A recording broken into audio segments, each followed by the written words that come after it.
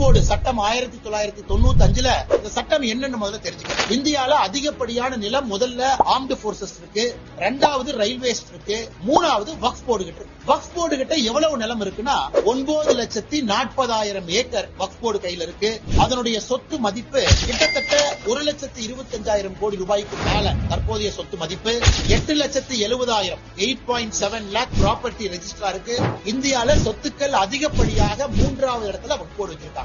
இன்னைக்கு பிரச்சனை என்னன்னா, சமீபத்துல திருச்சியில நம்ம பார்த்தோம். திருச்சியில திருச்செந்துறை அப்படிங்கிற ஒரு கிராமம் முழுவதுமே வக்ஃப் போர்டுடைய சொத்துன்னு சொல்லிட்டாங்க. ஒரு விவசாயி சொத்தை விற்க போகும்போது என்ன சொன்னாங்கன்னா, ரெஜிஸ்டர் ஆபீஸ்ல வக்ஃப் போர்டு என்ஓசி வாங்கிட்டு வாங்க. அப்பதான் தெரிஞ்சு பெரிய போராட்டம் வெடிச்சது. வெள்ளூர்ல இந்த மாதிரி பிரச்சனை, தமிழகத்தில் இந்த பிரச்சனை பார்க்கிறோம். இன்னைக்கு வக்ஃப் போர்டு சட்டம் என்ன சொல்லுதுன்னா, வக்ஃப் போர்டு ஒரு சொத்தை தன்னுடைய சொத்தாக சொல்வதற்கு வக்ஃப் போர்டுக்கு முழு அதிகாரம் இருக்கு அப்படிங்கிறது இன்னைக்கு இருக்கக்கூடிய சட்டம். நீங்களும் நானும் ஓவர் கம் பண்ணோம்னா வக்ஃப் போர்டு போய் நோ அப்ஜெக்ஷன் சர்டிபிகேட் வாங்கி அந்த டாக்குமெண்ட் ரெஜிஸ்டர் அலுவலகத்துல கொடுத்தா நம்முடைய சொத்தை கிரயம் பண்ண முடியும். இதுல ஆச்சரியம் என்னன்னா, திருச்செந்துறை ஊர்ல இருக்கக்கூடிய சுந்தரேஸ்வரர் கோயில் 1500 ஆண்டுகள் பழமையாக இருக்கக்கூடிய ஒரு கோவில் எப்படி வக்ஃப் போர்டு சொத்துக்குள்ள அந்த கோயில் வர முடியும்? இதான் இன்னைக்கு எல்லாருக்கும் இருக்கக்கூடிய.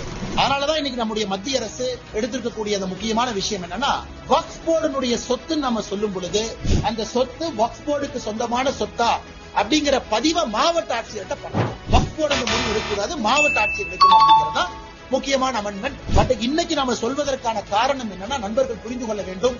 சுன்னி முஸ்லீம் இருக்கிறாங்க, ஷியா முஸ்லீம் இருக்கிறாங்க. இந்தியாவை பொறுத்தவரை 2 முக்கியமான இஸ்லாமிய சொந்தங்கள் 2 பிரிவுல இருக்கிறாங்க. அதே நேரத்துல சூஃபி முஸ்லீம் இருக்கிறாங்க. இன்னைக்கு சூஃபி முஸ்லீம் பொறுத்தவரை குற்றச்சாட்டு என்னன்னா, வக்ஃப் போர்டு சட்டத்துல அவர்களுக்கு மதிப்பு இல்லை என்கின்ற குற்றச்சாட்டு இருக்கு. குறிப்பாக அவர்கள் நடத்தக்கூடிய சொத்துக்களையும் வக்ஃப் போர்டு தலையிடுறாங்க.